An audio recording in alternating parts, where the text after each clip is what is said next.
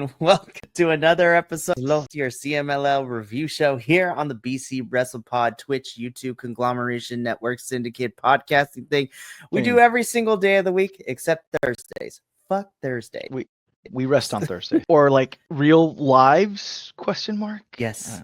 And on the 7th day of the week on Thursdays. Question mark. Yeah, we rest. Question mark. No, not next week.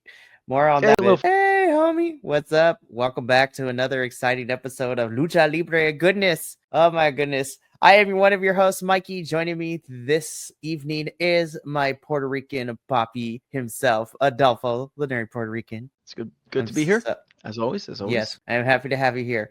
And as you can see, unfortunately, once again, we are without the Papa Oso Will.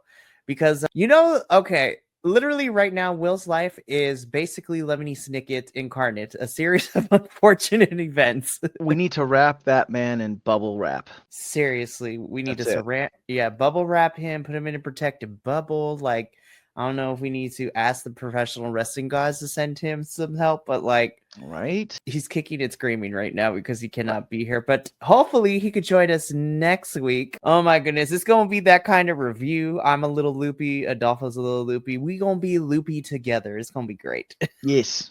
Yeah. But before we get into the goodness that was CMLL and Viernes, just to give you a little bit of a heads up, we will be back next Wednesday for another review, but then we will be taking a week off because we will be in the midst of WrestleMania Hell Week and all the other stuff that goes with it. Stay tuned after this episode to see all the preview for all that good stuff. There's some stuff happening is everywhere. People are going to be places. It's going to be great. But if you like what you see on the screen, or even if you don't, that's okay. We want to hear both from the people who like us and the people who maybe not like us. We want to talk to everybody because you are important and your opinions are valid. Unless you're being a turd. Please don't be a turd. But if you like what you see, or even if you don't, and you still want to either check out the cool stuff we got going on, or, if you want to leave us hate comments, which is okay as well, because you've made it on the internet when you get hate comments and people try to cancel you. But we're pretty much on every social media site, BC WrestlePod, where you can do either. That's right. Already starting. Well, it's not like we are actually taking the week off, because we most certainly are not.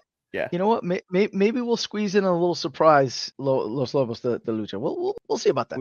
We'll definitely try. We will talk about it as well. But stay tuned to the end of this broadcast to hear all that goodness because it is wild. But with that out of the way, follow us at BC WrestlePod on all the social medias. We're everywhere. Like, you can literally look us up. If you go on Google search and look up images of anything that we might be reviewing, you'll probably see our thumbnails there. It is wild when Google actually has a thumbnail for things that you are covering. It's crazy. Correct. But let's get into Viernes Espectacular from this Friday. I have a bone to pick with CMLL because when I got these graphics, they made me double guess myself because I was like, hold up, this is the wrong date on these things. Then I had to double check. No, these are the right match. They lied to me with the date. So somebody is like the words of Ricky Ricardo. You got some explaining to do.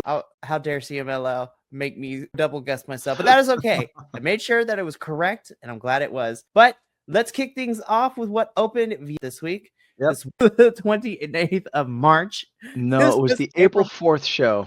Yes. So I was like, did I miss something? Did they not upload the right graphic? No, these are the right graphics. Yeah, so this is interesting. But we kick things off. Okay, whatever. It's okay. Never mind. Go ahead. Okay, no, tear this apart because I was not the only one. I'm like, it's fine. So we start this Viernes Espectacular. Yep. So on one side, our technical team, we had Angelito, and then for the rudos, we had Rolf, we had Pequeño Olímpico, and Pequeño. So I love the way you roll those S's. You're welcome. It's very difficult to do bouncing back and forth from between English and Spanish. So at any rate, we start the match off with Pequeño Angelito. Showed some very nice rope work. They were Sky Team before the new iteration, but there have been many Sky Teams. Yes, we had some very nice rope work from Angelito as the match went on. The Rudos started to do what Rudos do, and they started to take apart the technical team. But Magia did a over-the-top senton bomb on Violencia, going outside of the ring, which turned the tides. And in the end, we get Caligula and for a technical. Mikey, what did you think of this first match? It was a match. I'm just kidding. No, I mean, anytime we get an opener like this, it's always to set to begin the energy and kind of get that together correctly for what's to come later in the show. So I thought this was great. Also, at least from my understanding, it's been a hot minute since we've had a match to open up the show been a on. little bit. It's been a hot minute. So I'm glad that we still have everybody here. I thought everyone did a good job. I really like this match. I can't really add much. I was entertained. Yes, it was. So after this match, we kick off things with our second match of the evening. Work with me, technology. There we go. It took a hot minute. So our second match of the evening is a Reynolds match. And on one side, we have Brillante Jr., Hijo, and Volcano taking on the team of Hijo del Villano Tres. Funny, one of my personal new favorites right now. And I had to make sure I pronounced it right this time. Yeah, I feel that this match was where the energy level like started to really climb. So yeah, it was best 2 out of 3 match. In the start, we had El and starting it off. Then it went to Ante Jr. and then we had come in. He cleaned house and did a bunch of planchas. It was great. I love when Volcano and who's the other one? Oh man. The one that dresses in all black and does that dance. What is his name? Oh shoot! Why am I forgetting names? Oh no, you're making me think. But at any rate, we had at the end Hijo de Pantera, and then we had pinning Yutani for the Técnicos winning the first fall. Second fall, we start off with Yante doing a beautiful tope into a tornado on top of Pero. But this is this was the fall that the Rudos really turned it on. In the end, we had Yutani pinning Volcano and pinning in our third fall. The Rudos kept that momentum going, but Volcano comes in and he does what he does and he cleans house. And they all do things and like end up outside of the ring. They trade a whole bunch of high flying maneuvers, so they're all outside of the ring. He gets Brillante, really interesting looking power bomb. It was like there was an extra like flip or something like that. It was really nice. He ends up getting a clean 1-2-3 pin, and so this match was a triunfo for our Rudo team. Mikey, what do you think? So it's no secret that Utani is becoming one of my new favorites. I really love watching him compete. I really did like this match. Again, these are 6 individuals minus Utani that we really don't get to see a lot, or at least this combination of folks as often as we normally do. But I thought this was really, really fantastic. I think this was fun. And you know what? I actually have to agree with our other co-host, Agent Lo-Fi, that these guys definitely go for everything. Yeah. Which gets a little chaotic sometimes, but hey, we live for the chaos here. So I thought this was the perfect amount of athleticism, chaos, and just fun. Yeah, I'm ready to see Yutani in like a singles, like maybe a match. I'm not sure if he's getting more reps in Puebla or in Guadalajara. Unfortunately, I haven't been able to watch any of those shows or on the Saturday Arena Mexico show, but I'm definitely ready to see Johnny by himself and see what he does, because he so far from what I've seen, I've liked what I've seen. It's been with trios. So no, I 100% agree. And honestly, I would love to see how Utani does in a singles bout. Ooh, hold up, wait, let's check this out real quick. You should check out his work in Big Lucha. Utani had a ton of bangers there. All right, I'm gonna write this down because I'm gonna do some homework now. Right, look that up. Big Lucha. Seriously, I'm gonna have to download a bunch of matches on my iPad. Hopefully that'll be able to go through TSA. Anyway, this was fun. I like this one too. I'm gonna say that a lot. This was fun. Yeah, the whole time I'm watching this match, I just had Papa Oso's voice going in my head. The men are beautiful, majestic. The women are brutal. Reals. This one was a best 2 out of 3. The first pinfall went to, it was a kind of quick pinfall. I mean, Juvia and Renaisys, they traded some beginning grapples and whatnot. Juvia got the pin really quick. So our second went to who for a good portion of the second pinfall. What was going on? She had a beautiful frog splash, Renaisys, beautiful frog splash, beautiful tope, and a beautiful like flip into a senton bomb. situation. And then our third pinfall, what I felt was Juvia's trading submission holds back and forth, reversing submission, which Juvia finally hits a submission that just can't get out of. It's like this crazy, really painful looking chokehold. I'm sorry. So your Técnico, Juvia does get the win. I thought, yeah, they were brutal to each other. There was a series where Reina Isis like took Juvia's face and like bounced it off the rope and like dragged her down the I rope, need bouncing more her head off wrestlers the to do rope. that. Like honestly, yo, and when they do those torpedo drop kicks in the corner, I don't know why they look so vicious when they connect. You know, maybe, and this might sound silly, but maybe it's because they have more up here. So like when the feet hit, there's like more going on. I don't know what it is, but every time one of these ladies hits a missile drop kick into a corner, I'm just like, ooh. And to be honest, this is the type of match I expected out of these two, because Isis are, two of the elder states humans, if you will, for the women's roster in CMLL. They are past champions. Juvia is a current champion. So, it was a good match. It's what I expected from them. absolutely. I need to bring this up from Agent Lo-Fi. Well, two things. One about this match, but of course, Agent Lo-Fi breaking some news to us from Informa. June 20th is Fantastica Mania Mexico, which will include a Los versus United Empire match. Nice. There it is. We're talking about that when we were reviewing Sakura Genesis, because Titan is part of Los is the newest member of United Empire, so I am excited. And I also write it down. I'm looking at the schedule. I'm like, we may have to do a live watch long. Yeah, I would not mind. And the crazy thing is Fantastica Mania this year will be the 1 year anniversary since we've covered CMLL too, because Fantastica Mania was the first show we covered last year. Yep. Yes, what a great way to bring a year of CMLL reviews to the fold. It'd be great.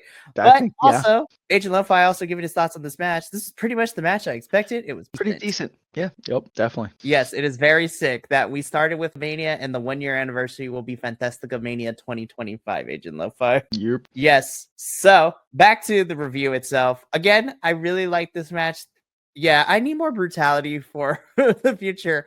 I'm like, I want to see that bouncing. Like I said, I want the bouncing of the head spots to happen more often, because that spot was just brutal, but it's beautiful. I love violence. I'm just kidding. But this was a really great match, and this definitely was very smart to put this in the middle of the card, because then it was just gas all from here, as the kids say. Oh, yeah. Yep. So let's start with gas number 1. Yep. So, Mikey, may I give a little background for our newer watchers that might not know? Oh, absolutely. So at this time, I give the floor to Adolfo, so we just gonna tag in just a tip. Boop. Okay. Lucha Libre 101, classes in session. Here we go. So welcome. It is tournament time. This is our first 2 torneos for or as they say in English, the Universal Championship for 2025. But what is the Universal Champion, you might be asking there, silly brown man? Well, I will tell you. What they do in CMLL is there's a bunch of belts, right? CMLL still follows, heavy quotations, the old school like weight class belt system, right? So you have like your welterweights, you have your medium, and then you have your heavyweights, right? So in this tournament, what they do is they bring together all the champions, and the first bunch of matches is the champions in each respective weight category. So like, for example, in this torneo, we have the champions of the midweight. They wrestle and get a winner, and then it goes on like that. This upcoming Friday, we're gonna have, I believe, the heavyweight and because we had medium and welter this past week, so we're having heavy and open, I think it is. At any rate, so there's going to be 2 other matches, and then it all boils down to the universal belt. So this is all champions going after one big belt to say, I am the biggest badass of this year. So, I mean, fair, yes. So, but yeah, in this first torneo, this first tournament, it's an elimination tournament. We have our midweight champions. We have Flip Gordon, Templario, and Guerrero Maya Jr. And the way this works out is all three guys, Jay hop in, they start wrestling. First one that's pinned or submitted is out. Then the last two guys, they wrestle until you get a final winner. So, Mikey, I'll let you take it from here. Yeah, so this ends up being, again, the first match gets set up here when it comes to all of this. And again, we talked about this last week, but on paper, when you have your three champions right here in this three-way elimination match, I'm like, oh, this is about to be gas. Everybody about to go ham. It's about to go hard in the paint.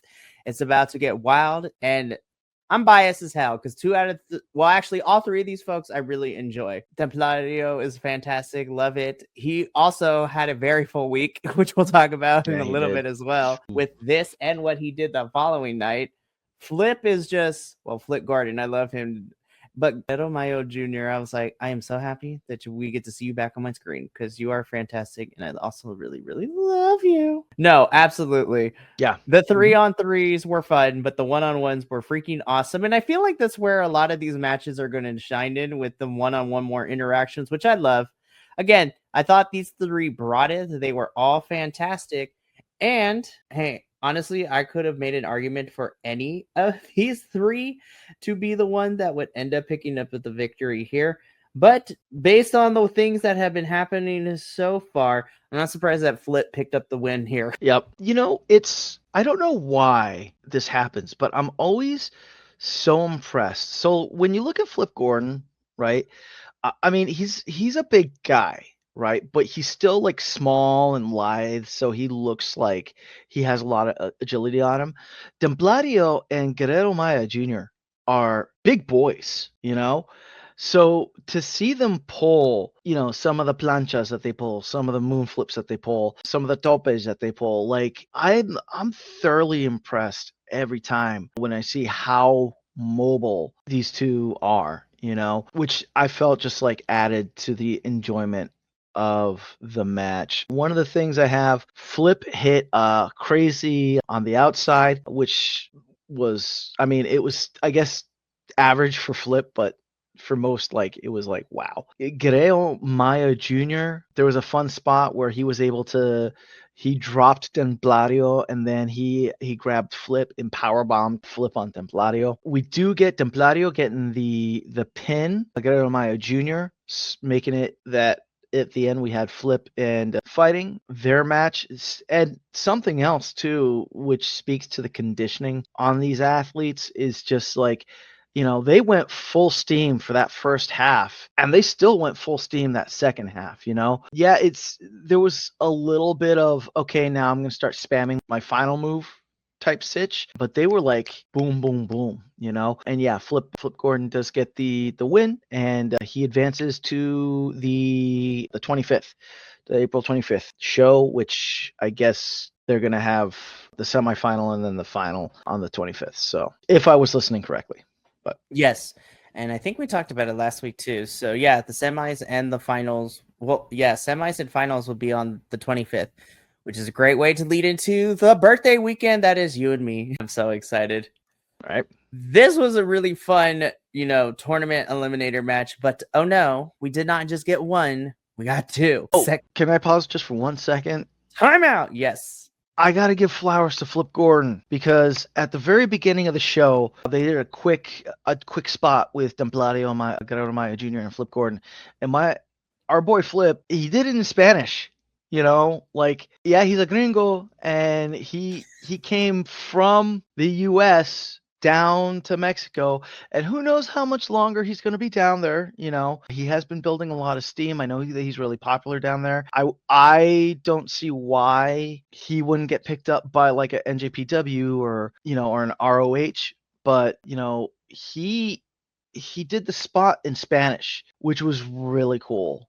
And you could tell that like it was a learned Spanish, and he wasn't like forcing or anything like that. So I don't know, like it just impressed me, because we do have so many people that do come from the US and they wrestle down there and they still don't do, their promos in Spanish. So that's it. Yeah. Agent Lo-Fi, he's married to someone from there and now lives in Okay. Mexico City full time. He's legit committed, which is very Okay. nice to always Nice. hear. Good to hear. So again, you are right, Adolfo. Flip moves on to the 25th to the semifinals, and we won't know who his opponent is until we get closer to it. As I was stating, we did not just get one match, we got two elimination matches for this tournament.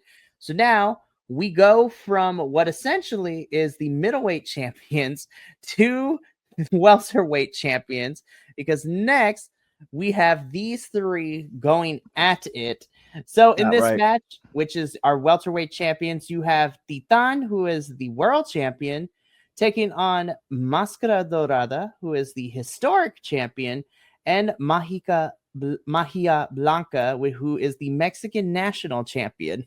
It's not right. I think I got those correct. Yes. This match was not right. It wasn't. Not right. I got exhausted. I got physically exhausted after my eyes hurt. Everybody was flying around.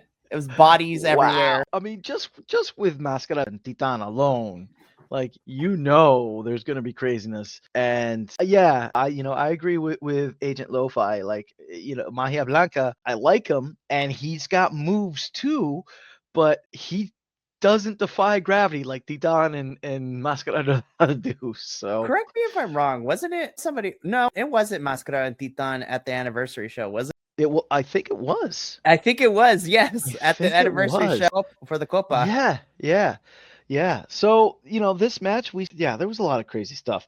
So, like, Máscara, all right, he does this. I'm just going to call out, like, the bits that really stood out to me, right? Máscara, he did this, like, this spinning backbreaker, which you see almost everyone do. However, because he's Máscara Dorada, he like added at the last second this jump up into the knee, into the back, which of course he would do that because he's Máscara.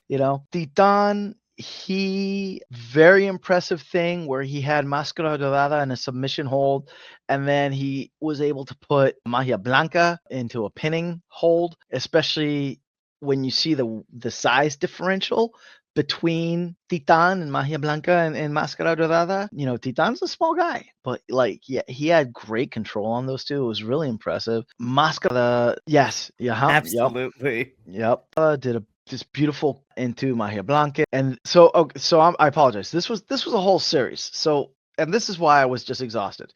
So Magia Blanca, I'm sorry, Máscara Dorada does a corkscrew off the top rope into Magia Blanca, right? Jumps up, does a tope onto Titan, who's outside of the ring, climbs back up, and does a plancha Blanca. Like, it was crazy. And of course, the setup done in Máscara. Máscara Dorada did this other cool thing where he flipped on into like a power bomb. Titan kicked out of that. Titan hit Lanza. Máscara Dorada kicks out. Titan gets Máscara Dorada into a submission, and that's where it was a crazy looking submission where it was just like a leg was here and an arm was here, and like Máscara and Titan had it, but that's what got Titan the win, having to move along. Yeah, just thinking about this match exhausts me. This match was bonkers, buck wild. Like, it was. I literally have no notes because it was just scribbles. Because if I took my eyes off for like 0.5 seconds, like 5 things happened all at once. Yep, and and the professional, I want to speak to the professionalism of these three, how controlled and how like the execution was perfect in them, So yeah. And then in a little bit, we'll talk about, because we got 2 more coming in with all of this. So this is going to be interesting. But from here, we do get into the main event, if you will, or, the final match of the evening. Which is made up of some really great people. So this was a so 2 out of 3 falls. This saw Atlantis Jr. being captain of the team with Neon and Espin, taking on our heroes, our favorites, the people we love here, in the form of Captain Stuka Jr., Ultimo Guerrero, and Guerrero. I was like, Laguneros. Yes, they are here. This was great. I loved when we talked about it last week, I'm like, I think this will be my favorite match. And it ended up being my favorite match too. This was a proper fun Main event. You know, it was good. We saw Stuka Jr. doing the plancha that I love watching him do. He just looks like damn Peregrine Falcon coming off that top rope and hitting that plancha. Right? Oh, I think so. Yeah, because they've been kind of getting some L's lately. And also, we haven't really seen them much as trios, too, because they've been kind of like doing other things. And yeah, it was just really, really fun. They kind of sort of went after Esfinge's mask a little bit. Shout out to Esfinge's mask. I want to know who makes his mask, because those masks are fucking gorgeous. I want one. Holy so cow, bad. that pink yellow motif. Oh, it was so good. But yeah. Oh, and also shout out to the Guerreros and their headpieces when they came out. Poor Stuka Jr., he was like he's trying to do the jump and he's holding a headpiece. It was good. But yeah, it was a really fun main event, a great way to cap the night off. Mikey? I mean, you pretty much said everything I was going to say. I think this was a proper main event. And the fact that, at least we're told otherwise, the fact that this is Stuka Jr., Ultimo Guerrero, and Gran Guerrero's first win this year as a trio is wild to me. Yeah. But this was so much fun. I loved this. This was a proper fun main event. And, you know, there's nothing more I can say when it comes to all of this as well. His Instagram is basically Lucha Mask. It really LOL. is. It really is. I may or may not be messaging him, be like, so can I buy one? So freaking good. Yeah. But that does bring us to the end of, but we are not done. Nope. Because there was also some CML representation the following night on Saturday, April 5th. Coming up, there was a lot, but let's talk about it. So this was Friday, April 4th. And then here in the sunny side of Los Angeles, or Long Beach, where this was currently at the bigger venue, because they outgrew the original venue and sold more tickets in a bigger venue. So this more likely took around Long Beach, but still LA, I guess. But we had MLW's Battle Riot 7, where we had lots of CMLL representation. We're going to talk about our overall thoughts of CMLL representation in the Battle Riot match at the very end. But let's talk about the first match that happened, which was a trios match here in the stateside, where we had Atlantis Jr., and Star Jr. taking on Ultimo Guerrero and Magnus, of all people. Yeah, I'm definitely going to have to go back. I heard that anniversary show was bonkers and cool. Yes. This was a good match. You know, we had all the things that we expect, for the art of it. Ultimo Guerrero, he did his thing. This was a good, from what I remember, this was a good match. I didn't take any notes. We did the live watch along, so it was a good match. This was definitely a good match. And then, Jesus Christ. Yeah. In the words of Agent Lo-Fi during our watch along, this was like MLW's version of an Relampago match, because the bell rang and it was all gas until the very end. So this match took place because we no longer had the Místico versus Templario for the MLW middle featherweight championship, because Místico is currently hurt, which, by the way, he vacated that title but is coming for the gold, for bigger gold, which is crazy to hear. So we are going to figure out what happens with that. So instead, we got this triple threat match. And again, from the moment that bell rang until it rang again at the very end, it was all gas, no break. Yes. Yeah. This was definitely my favorite of the show, hands down. Because these three were flying everywhere, controlled, but still flying everywhere. Hechicero was doing his crazy, submission pinning combos and whatnot. Was doing, again, he's another big boy that can fly really well. And I always chuckle a little bit when I see SVA fly, because he really is a big boy. So to see him fly, I'm just like, Team Thick-a-McGee's, thick thighs, save lives, all that. Right. But yeah, it was a good match. It was a very good match. Very, very high energy. Yeah. If you want to see our thoughts in real time, you should go see our watch along. Go scrum through our watch along, but also do yourself a favor and watch the show itself, because it is free still on MLW's YouTube page. It is great. So while I didn't include an official graphic, I do want to talk about the Battle Riot match itself, which was very luchador top heavy at the first half of this match. They sent all the luchadors out. Let me tell you, the biggest crime in this match was Blue Panther did not win. I was so upset. The whole crowd was behind him, and they booed when he got thrown out. I was like, Yep. I want to achieve legendary status like Blue Panther and have crowds love me everywhere I go. Yep. Well, especially Yeah, in California. SoCal loves Lucha Libre. I don't know, like, and this is because this is me speaking from place, my own little island. I'm alone on my island, and I enjoy being alone on my island. But like, I would have scrubbed that whole Rob Van Dam surprise appearance and just had Blue Panther, all the way to the end, and still okay, we can still have because you had a dip after all the luchadors left. Yeah, you could still have Matt Riddle retain the belt against Blue Panther, but yeah, I think especially the way the crowd was rooting for Blue Panther, it would have been nice to see him go a little longer. On the flip side of that, though, I mean, like, he was hanging in there, but towards the end of his tenure, he was looking a little gassed. So maybe it was a good idea. Maybe it was Blue Panther got eliminated when he did. I'm just very, very true. But overall, Battle Riot was really fun. And you know what? I'm excited to see more CMLL representation, especially because the next show is literally MLW versus CMLL, because Azteca Lucha is happening in May. Will has no choice. He has to watch this one with us. He don't get an opt-out this time. So Will, if you're watching, you don't have a choice, my friend. You have to do the next one with us because it is literally it's called Azteca Lucha. Like literally. I can't remember. Is Matt Riddle defending at Azteca Lucha, or is he not?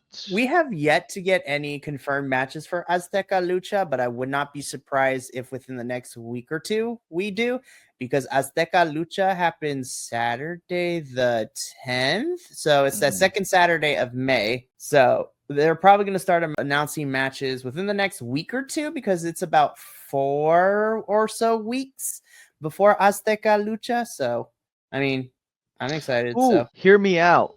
For Místico's vacant title, do a torneo at Azteca Lucha for the title. That'd be fun, but we also have to remember this is on MLW's ground, so who knows? Well, but because it is a CMLL, that is also MLW, very true. Just saying. So I'm just putting that out there. Putting it out there. We would love to see that. But we are done talking about Battle Riot, so let's preview this upcoming week's Viernes, and then let's get into a little bit of news to end out our show this evening. So this Viernes, which is taking place on Friday, April 11th, and we also have some really fun matches. So first, to kick things off, we have our Primera Lucha, which is going to see Valiente Jr. and Oro Jr. taking on the team of Bio and Hunter. So I'm like, it's going to be interesting. That's going to be interesting. Interesting teams.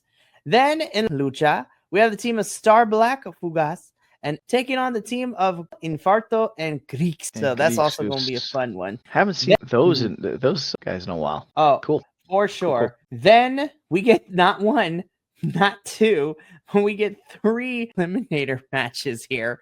So first, in the 2025 Super Liguero, we have Stigma taking on. So I'm like, oh boy, here we go. This is gonna be crazy too. And in the division, Gran Guerrero versus our newest national champion, Arkuma. That'll be fun. And then the one that's most interesting to me is in the division of comp. We have and Mephisto, who are taking on Futuro y Max Star, who are the comps. So I'm like, oh, damn, here we go.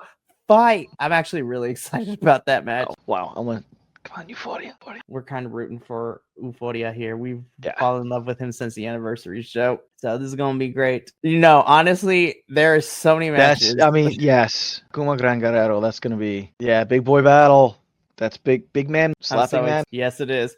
But then in our main event, it is not to be a sloucher, if you will, because this is also a star-studded event. In the main event, the Lucha, we have the team of Mascara Atlantis Jr.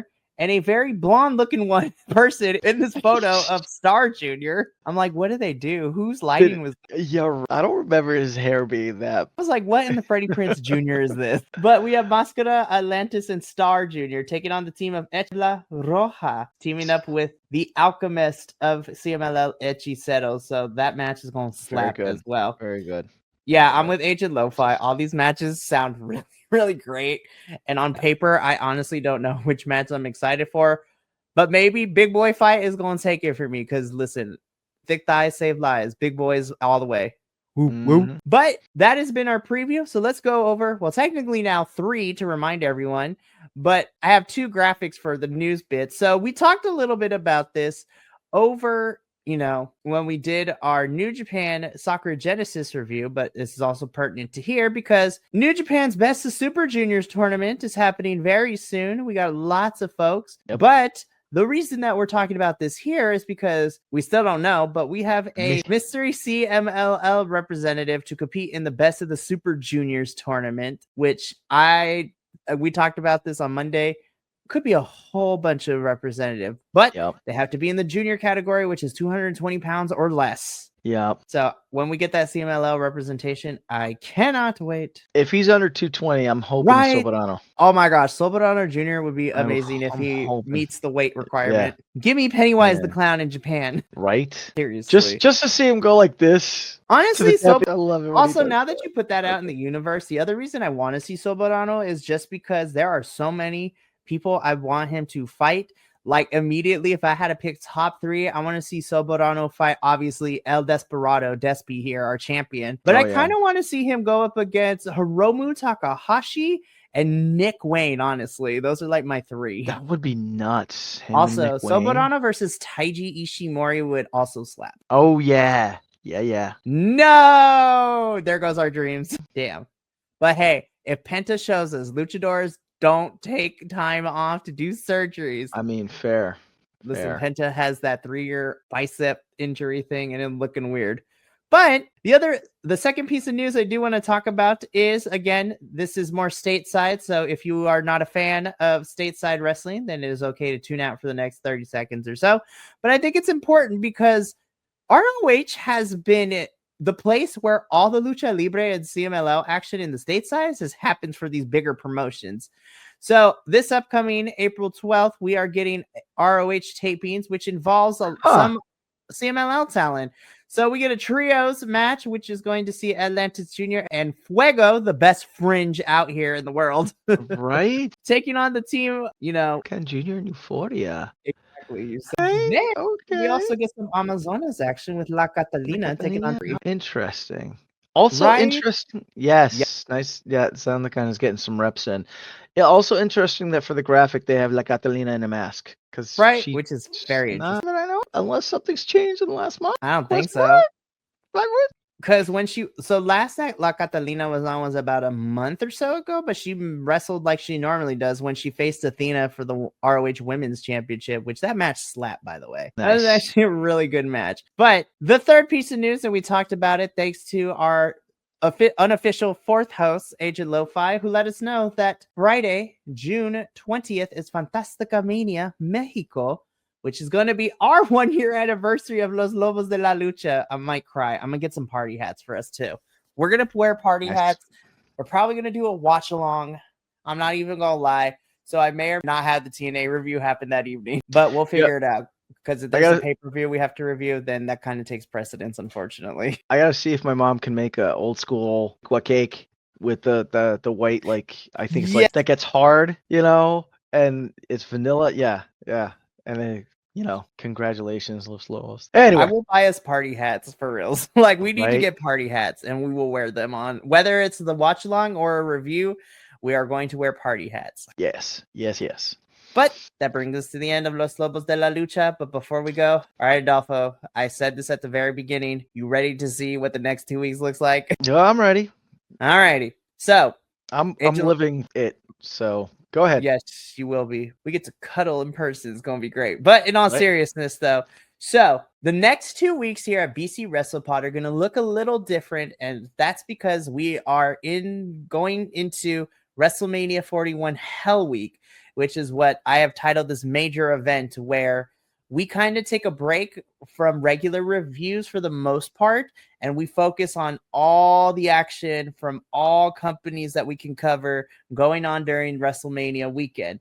So to give you a little preview of what the next 2 weeks are going to look like, you can also stay tuned to the social medias to see these announcements, but you get the first exclusive here.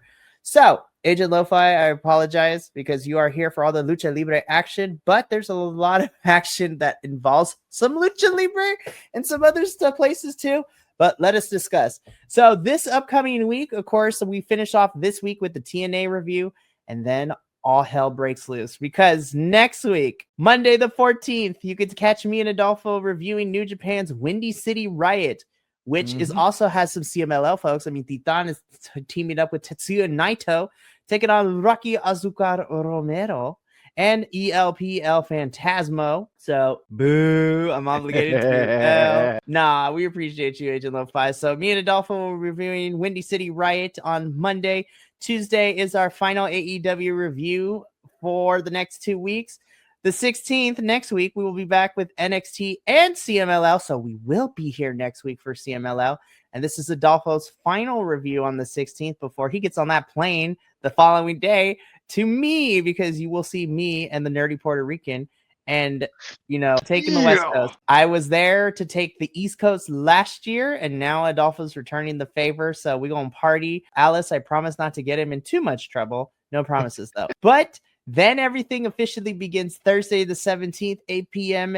is the GCW Bloodsport 13 watch along, where myself and Andrew are the GCW correspondents, and also Minnie and Adolfo here by no choice. We'll be watching Bloodsport. Gabe Kid's going to destroy Josh Barnett. That's going to be fun to watch. And Zack Sabre Jr. is going to be great too. I'll probably be propped up in a corner because I will literally be walking off the plane for this. Adolfo is going to become very familiar with my couch as soon as we walk in.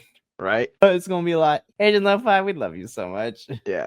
You know, we may squeeze in a CMLL review, not even going to lie. There I go. Yeah. So I'll talk to Mikey afterwards, but yeah, we might have a CMLL review. So yeah, but that's going to be it for us here at Los Lobos de la Lucha this week. We will be back next week to cover the April 11th edition of Viernes Espectacular, as well as whatever else is happening. But I am super excited because thanks to Agent Lo-Fi, now we have the next big thing that we're going to talk about to plan for something, which is Fantastica Mania Mexico in June. And with the summer, I believe is also, we'll probably start getting news of when the men's Grand Prix is, because that happened during the summer last year. I cannot wait. Yep. Lots of good stuff. Yep. But from myself and Adolfo and the rest of the BC WrestlePod family, remember to take care of yourself, love one another, stay Bi-Conic, and more importantly than anything, you always deserve to finish your story. So we will see you on Friday. Thank you so much for tuning in to another Vibe Tribe production. What's going to happen next time? Well, you're going to have to tune in to find out. But until then, remember, take care of yourself, love one another, and as always, make sure that you keep the good times rolling. Thank you for being here, and we'll see you next time.